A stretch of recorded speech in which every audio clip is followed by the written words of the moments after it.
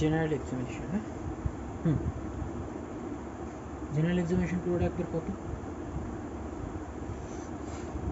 General examination প্রথমে হইল গিয়ে তোর particulars of the patient. Particulars of the পেশেন্টের মধ্যে কী কী আছে? Name, age, sex, marital status, religion, occupation, present address, permanent address. তারপরে হইল গিয়া date and time of admission, date and time of examination. তারপরে হইল গিয়া চিফ কমপ্লেইন্টস, পেশেন্ট কী নিয়ে আসছে, ঠিক আছে। এইটা অ্যাকর্ডিং টু দ্য সিভিয়ারিটিও লিখতে পারিস, অ্যাকর্ডিং টু দ্য ডিউরেশনও লিখতে পারিস, যে কোন সমস্যাটা বেশি সময় ধরে এবং অথবা কোন মেইন সমস্যাটা নিয়ে সে আসছে। তাহলে অ্যাকর্ডিং টু দ্য সিভিয়ারিটিও লেখা যায় আর অ্যাকর্ডিং টু দ্য ডিউরেশনও লেখা যায়। তারপরে লিখিয়ে তাহলে চিফ কমপ্লেন্টসের পরে তারপরে লিখিয়া প্রেজেন্ট ইলনেস। এই প্রেজেন্ট ইলনেস এইটার শুরুতে এই কথাটুকু লাগাইতেই হবে। এই কথাটুকু কি? এই কথাটুকু হইল গিয়া according to the patient statement he was reasonably well before. ওই যে যেটা প্রথমে দেখছিস যে এই সমস্যাটা এতদিন ধরে, তাহলে ওর আগেও পেশেন্ট ভালো ছিল। তার মানে এই কথাটা লিখতে হবে according to the patient statement, মানে পেশেন্টের কথা মতো হি ওয়াজ রিজনেবলি ওয়েল বা she was reasonably well before ধর 10 days ধরে জ্বর। তাইলে আমি এটা লিখবো, ধর আমি একটা পেশেন্টের বর্ণনা করি, সেটা হইল গিয়া জ্বর হইল গিয়ে 10 দিন ধরে আর বমি হইল গিয়ে 5 দিন ধরে। তাহলে যেটা ডিউরেশন বেশি সেটা যদি আমি অ্যাকর্ডিং টু দ্য ডিউরেশনের ধরে লিখি, তাহলে আমি লিখবো ফিভার ফর 10 days আর নাউসিয়া ফর 5 days, ঠিক আছে। এইবার আমি লিখবো according to the patient statement he was reasonably well before 10 days ব্যাক, দেন শি ডেভেলপড ফিভার। এই ফিভারটা আমি আবার ডেসক্রাইব করব। ফিভারের আমি ডেসক্রিপশন করছি কি? Continuous fever, intermittent fever, remittent fever. তাইলে আমি এটা লিখবো his fever is continuous fever and as তারপরে লিখবো নাউসিয়া। নাউসিয়াটা কীভাবে করবো? হি অলসো অ্যাডেড বা he also complains nausea for 5 days, then she admitted in this Marks medical college hospital for better management. শেষ দিয়ে এতটুকু কমন থাকবে যে then he admitted in this hospital for better management. আর প্রথম দিয়ে থাকবে according to the patient statement he or she was reasonably well before অত ডেজ ব্যাক, ঠিক আছে। তারপরে লিখবে past history, past medical history, past surgical history. মূল ক্রনিক ডিজিজের মধ্যে কি কি? মেডিকেল হিস্ট্রির মধ্যে diabetes mellitus, hypertension, bronchial asthma, ঠিক আছে। আর সার্জিক্যাল হিস্ট্রির মধ্যে মেজর কোনো সার্জিক্যাল অপারেশন হয়েছে কিনা, যেমন বাইপাস সার্জারি, তারপর পেসমেকার সার্জারি, এইসব মেজর কোনো সার্জারি হয়েছে কিনা। তারপরে অ্যাপেন্ডিসাইটিস, কোলেসিস্টাইটিস, এইরকম কিছু। তারপরে এলো কি আমার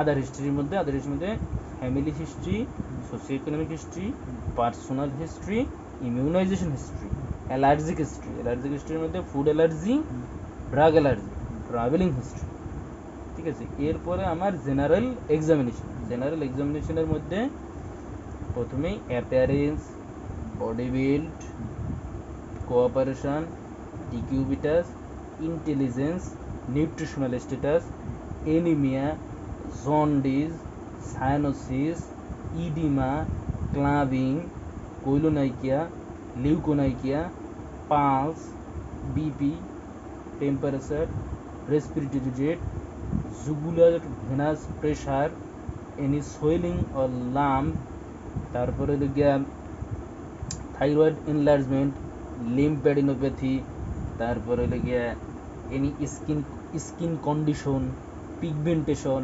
অ্যানোমালিস, ডিফর্মিটিস। এরপরে আমাদের সিস্টেমিক এক্সামিনেশনে আমাদের কি কি সিস্টেম আছে? যে 12টা সিস্টেম, এটা বিভিন্ন সাবজেক্টে বিভিন্নটার মধ্যে যাবে, ঠিক আছে। 12টা সিস্টেম কি কি আছে? স্কেলিটাল সিস্টেম, প্রথমে ইন্টেগুমেন্টারি সিস্টেম, মাস্কুলার সিস্টেম, তারপরে হলো গিয়া স্কেলিটাল সিস্টেম, নার্ভাস সিস্টেম, তারপর জিআই সিস্টেম, তারপর respiratory system, cardiovascular system, urinary system, reproductive system, তারপর reproductive system female reproductive system, male reproductive system, তারপরে হলো গিয়া ওই যে ইমিউনিটি সিস্টেম, ঠিক আছে? এগুলোর মধ্যে যে যেটা ডিল করে। আমাদের মেডিসিনের ক্ষেত্রে চারটা মূল আমরা দেখব, সেটা হলো গিয়ে nervous system, cardiovascular system, respiratory system আর অ্যাবডোমেন। অ্যাবডোমেনের মধ্যে অনেক কিছু পড়বে, যে আমরা কী কী দেখবো এটা ক্লিয়ার করব। সিস্টেমিক এক্সামিনেশনের মূল চারটা জিনিস হলো গিয়া ইন্সপেকশন, পালপেশন, পারকাশন, অস্কালটেশন। আর এই এক্সামিনেশন শুরু করার আগে আমাদের প্রথম তিনটা জিনিস লাগবে, সেটা হলো গিয়া পারমিশন, পজিশন, এক্সপোজার। ঠিক আছে? মানে পারমিশন, পজিশন, পিপি, পারমিশন, পজিশন, এক্সপোজার বা ট্রিপল পি এটা বলে। এটা হলো গিয়ে পারমিশন, পজিশন আর প্রপার এক্সপোজার। ঠিক আছে? নর্মাল তুমি অল্প একটু বের করলে হবে না, যার যেটা ওই পর্যন্তই এক্সপোজার করতে হবে। ঠিক আছে? তাহলে পারমিশন মানে আগে তোমার প্রপার পারমিশন নিতে হবে, আইডেন্টিফিকেশন মানে আগে তোমার নিজেরে তার কাছে পরিচয় দিতে হবে, এবং তুমি তোমার নিজের আইডেন্টিফিকেশন করলা, তারপরে ওইদিকে পারমিশন, তারপরে পজিশন, তারপরে প্রপার পজিশনে নিতে হবে, তারপরে গিয়ে আমার প্রপার এক্সপোজার করতে হবে। তাহলে পারমিশন, পজিশন, এক্সপোজার। এরপর আমরা এক্সামিনেশন করবো কি কি? Inspection, palpation, percussion, auscultation. ঠিক আছে? এটা দিকে সিস্টেমিক এক্সামিনেশন। তাইলে আমাদের শুরুতে এইটি কিন্তু একটা পেশেন্টের ডায়াগনোসিস করার জন্য প্রথমে কি হিস্ট্রি টেকিং বললাম, হিস্ট্রি টেকিং এর পরে জেনারেল এক্সামিনেশন, জেনারেল এক্সামিনেশনের পরে সিস্টেমিক এক্সামিনেশন, সিস্টেমিক এক্সামিনেশনের পরে কি হবে? সিস্টেমিক এক্সামিনেশনের পরে আমার আসবে প্রভিশনাল ডায়াগনোসিস বা স্যালিয়েন্ট ফিচার। এটা অনেকে বলে, এটা নিয়ে একটু অনেক জায়গায় আছে। তাহলে আমার প্রভিশনাল ডায়াগনোসিস, তারপরে আমরা কি করব? বা স্যালিয়েন্ট ফিচার, তারপরে প্রভিশনাল ডায়াগনোসিস। প্রভিশনাল ডায়াগনোসিস মানে আমি এই এক্সামিনেশন করে যেটা পাইলাম। এরপর আমরা কি করব? এরপরে ইনভেস্টিগেশন। এই প্রভিশনাল ডায়াগনোস্টিকের পরেই হলো গিয়া ইনভেস্টিগেশন। ইনভেস্টিগেশনের পরে কনফার্মেটরি ডায়াগনোসিস। ইনভেস্টিগেশন করে তো আমি রিপোর্ট পাইলে কনফার্ম হয়েই গেলাম। কনফার্মেটরি ডায়াগনোসিসের পরে ট্রিটমেন্ট, আর ট্রিটমেন্টের পরে অ্যাডভাইস। এইটা হলো গিয়ে একটা মূল ম্যানেজমেন্ট। তাহলে history taking, general examination, systemic examination, তারপরে স্যালিয়েন্ট ফিচার, তারপরে প্রভিশনাল ডায়াগনোসিস, তারপরে ইনভেস্টিগেশন, তারপরে কনফার্মেটরি ডায়াগনোসিস, তারপরে ট্রিটমেন্ট, আর তারপরে advice and discharge follow up. Advice and discharge follow up, follow আপের জন্য আবার অ্যাডভাইস দিতে হবে। এইটাই হলো একটা মূল কেস। ঠিক আছে? এরপরে আমরা ওই তিনটে এক্সামিনেশনের মধ্যে বিস্তারিত দেখবো আর কি, যে কোনটার এটা হচ্ছে শেষ মূল হলিকে